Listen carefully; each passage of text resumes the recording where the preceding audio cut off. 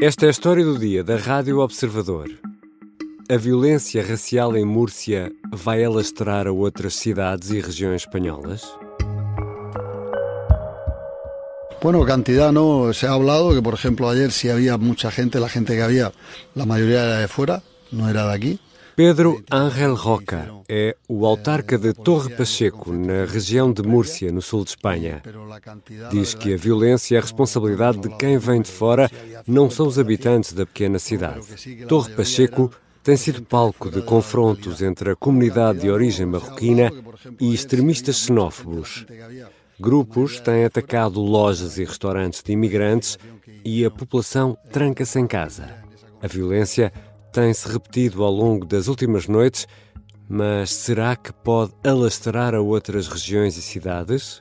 É sobre a violência racial e a possibilidade de alastrar a outras regiões espanholas que vou conversar com Gonçalo Doroteia Cevada, jurista, colunista do Observador e profundo conhecedor da realidade espanhola. Eu sou Ricardo Conceição e esta é a história do dia, de terça-feira, 15 de julho. Bem-vindo, Gonçalo Doroteia Cevada. Olá, Ricardo. Esta conversa tem de começar em Torre Pacheco, um município pequeno, ali na região de Múrcia, no sul de Espanha. O que é que aconteceu? Bom, o primeiro facto, ou o facto que espoleta depois aquilo que vimos nos últimos dias, foi a agressão a um homem de 68 anos, na passada quarta-feira, 9 de julho. Este homem de nome Domingo foi, enfim, brutalmente agredido por, isto segundo a própria vítima, por grupo de jovens de origem magrebina, aparentemente sem um motivo claro, quer seja um roubo ou qualquer outro tipo de crime. Violência gratuita. Violência gratuita para, aparentemente, a publicação de um vídeo dessa mesma agressão. E foi essa agressão que, no fundo, explotou uma resposta por parte da população de Torre Pacheco? É isso que podemos dizer? Será a população? Há aqui duas dimensões que já se sabe. A primeira foi uma reação bastante vocal da população de Torre Pacheco, população essa também que tem uma comunidade cigana significativa, de alguma revolta perante essa tal situação de violência, e que depois resultou na forma de... Ou melhor, isto acabou por ser catapultado porque no dia seguinte a estes factos, e isto já é um facto hoje, aliás, a própria Rádio Espanhola já dava isso como nota, que o diretor de marketing e estratégia de comunicação do Vox utilizou um vídeo de uma agressão de maio, portanto com 2 meses passado, digamos assim, de um homem que foi brutalmente agredido, neste caso por espanhóis, e que os agressores já estão detidos, mas que foi utilizada uma imagem de um vídeo de 2 meses para retratar uma situação de Torre Pacheco. Foi noutra localização, também no sul de Espanha, em Almeria, mas que foram, no fundo, duas situações diferentes.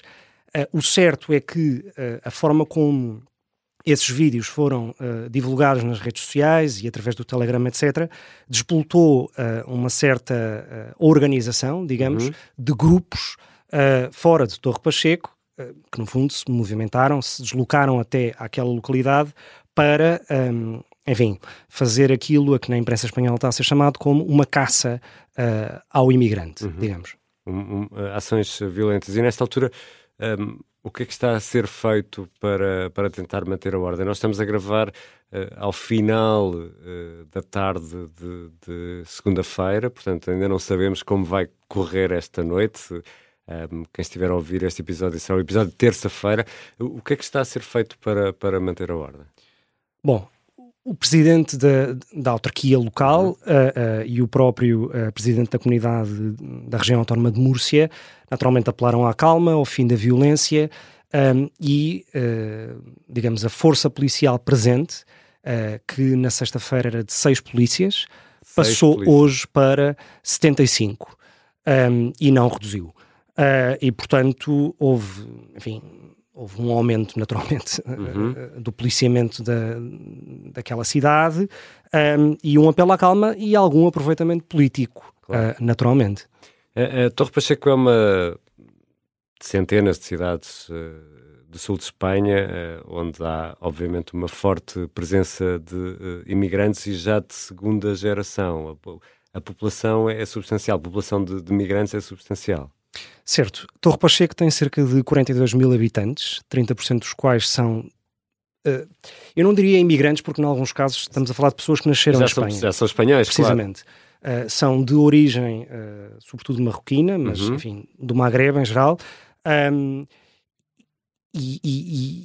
E aqueles que levaram a cabo que despoletaram esta violência, no fundo que agrediram o senhor Domingo, de 68 anos, são de origem magrebina, mas no final do dia são espanhóis. São cidadãos espanhóis. Porque nasceram em Espanha, lá está. Já regressamos à conversa com Gonçalo de Urtubey Cevada, jurista, colunista do Observador, profundo conhecedor da realidade espanhola. Poderá a violência alastrar a outras cidades ou regiões?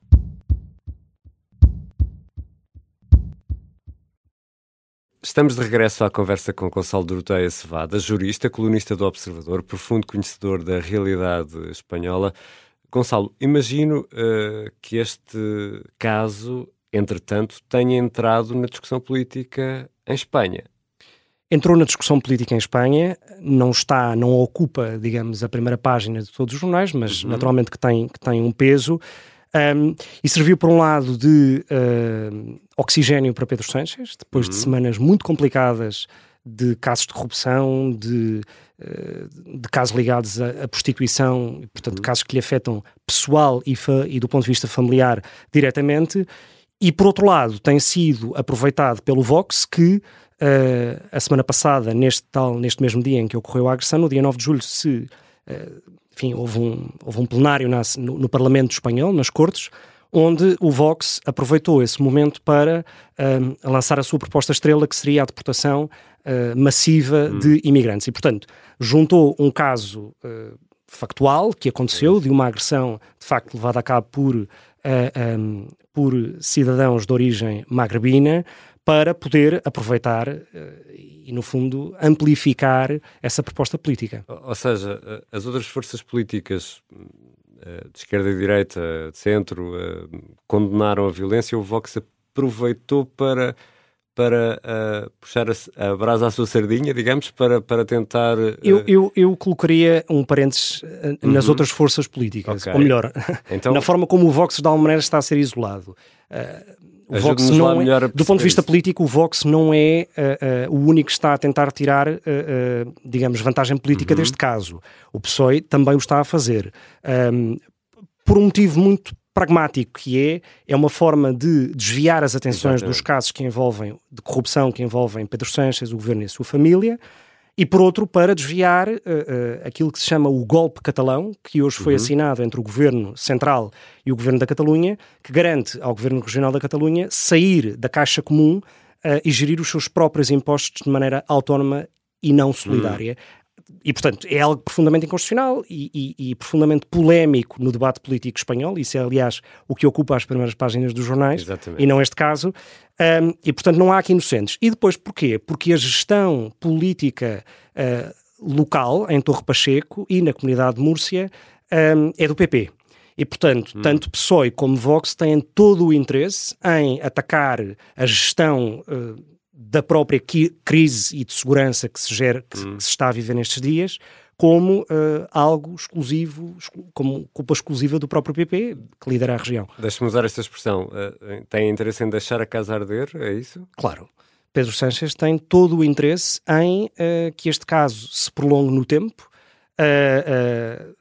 veja que há um aumento da própria violência, porque isso naturalmente que desvia as atenções. É um assunto profundamente polémico no debate público e, portanto, tem todo o interesse quanto a isso, naturalmente. E isso porque, obviamente, a organização em Espanha é diferente da nossa. Nós muitas vezes olhamos para o mundo a partir da nossa realidade, porque os governos autonómicos têm um outro poder e outra capacidade de intervenção. Ou seja, a ordem não terá de vir de Madrid diretamente para tentar resolver as coisas, não é? Depende das matérias. Não estamos a falar de um tema nem de cultura, nem de educação, nem de gestão hospitalar ou de saúde, em que nessas matérias, de facto, as comunidades autónomas são, digamos, têm competência exclusiva para legislar e executar políticas públicas desse âmbito, mas em matéria de segurança pública, a Guardia Civil, no caso de Múrcia, é uma competência do Estado Central. Seria diferente, por exemplo, no caso da Catalunha ou do País Basco, que têm polícias regionais, digamos assim. Esse não é o caso de Múrcia. E, portanto, do ponto de vista da segurança ou até da própria gestão da questão da imigração, isso é uma competência do Estado Central. Mas com isto a acontecer, já percebemos que, obviamente, e olhando para o sul de Espanha, Andaluzia, região de Múrcia, enfim, há muita gente a trabalhar nos campos. Esse trabalho agrícola é sobretudo trabalho feito por migrantes. De outra forma, não haveria possivelmente mão de obra em Espanha para fazer esse trabalho. Com tudo isto muito quente, isto pode ser um epifenómeno que irá passar agora dentro de 2 ou 3 dias, ou há um perigo disto alastrar a outras cidades espanholas, a outras regiões espanholas? O ponto mais difícil aqui será como gerir este caldo cultural que existe. Saiu hoje uma sondagem do El Mundo, publicado no El Mundo, em que 70% dos espanhóis são favoráveis à deportação de imigrantes, e à deportação de imigrantes ilegais, e à deportação de imigrantes legais que cometam crimes. Destes 70%, 57% são votantes do PSOE, 92% do PP. Portanto, há um consenso alargado de que esta questão da imigração é importante. E quando digo imigração não é no sentido da recepção de pessoas, porque a verdade é que, como o Ricardo disse há pouco, estamos a falar sobretudo de imigrantes. Quem praticou estes crimes e esta delinquência, imigrantes de segunda geração. Portanto, na prática são cidadãos espanhóis. Se a situação pode ou não alastrar, vimos alguns pequenos episódios noutras cidades de Espanha, como Aranda del Douro, este fim de semana, também. E, portanto, pode existir sempre e quando o Estado Central se demita da sua função, que é de garantir a ordem pública. E esse talvez tenha sido o grande problema na forma como se geriu esta crise em Torre Pacheco, foi o período de tempo entre 6 polícias presentes numa localidade e 75. Portanto, o tempo de resposta do Estado Central foi manifestamente fraco e insuficiente. E não deixa de ser curioso que, sempre e quando se trata de uma região autónoma governada pelo PP, portanto, signo diferente do PSOE, e há uma crise, nós vimos isso no caso da Dana em Valência, o próprio Estado Central tentou, neste caso o governo de Pedro Sánchez, tentou aproveitar politicamente a situação para dizer, bom, isto é uma competência da região autónoma sobre a qual o Estado Central não interfere, e não é o caso. E isso porque a situação política de Sánchez é tão frágil e o governo está de tal maneira preso por arames que qualquer coisa pode ajudar a aguentar mais uns tempos. Certo, a desviar as atenções, naturalmente. É esta a lógica? Sim, a desviar as atenções. Sánchez é o autor pelo menos o autor formal do Manual de Resistência. Portanto, quer dizer, isto é claramente um ato de resistência política. E só mais uma pergunta antes de acabarmos a conversa, Gonçalo. Isto obviamente também radica num problema que há em Espanha, em França, eu diria que também há em Portugal, em todos os países europeus, de uma falta de política e de preocupação em integração das pessoas para que todas vivam em conjunto e trabalhem. Isto também acontece em Espanha, as pessoas também foram sendo colocadas um pouco à margem e agora estamos a assistir também a estes resultados, é isso? Eu diria que há, obviamente, razões diferentes para diferentes regiões e países. Claro.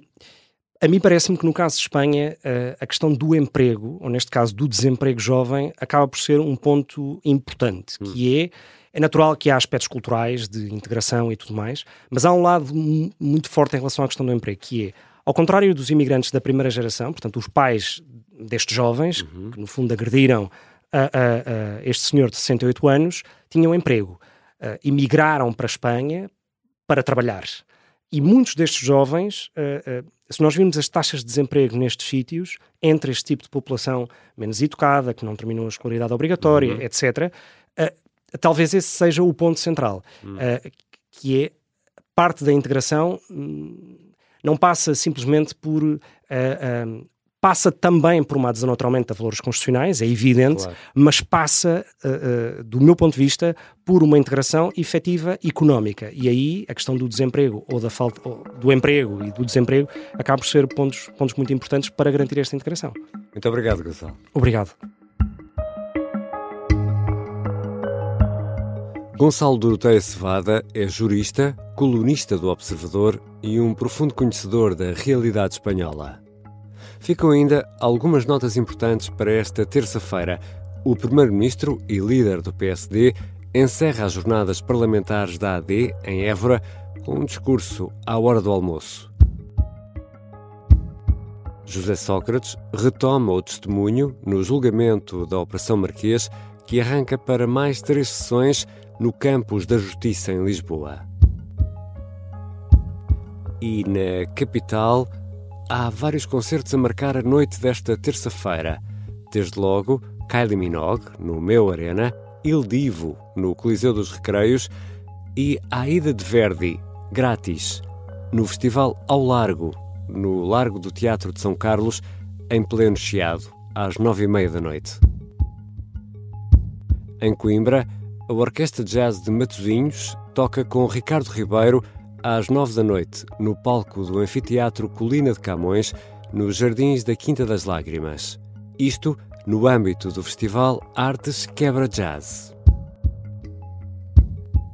Esta foi a história do dia. A sonoplastia é do Artur Costa, a música do genérico do João Ribeiro. Eu sou Ricardo Conceição. Até amanhã.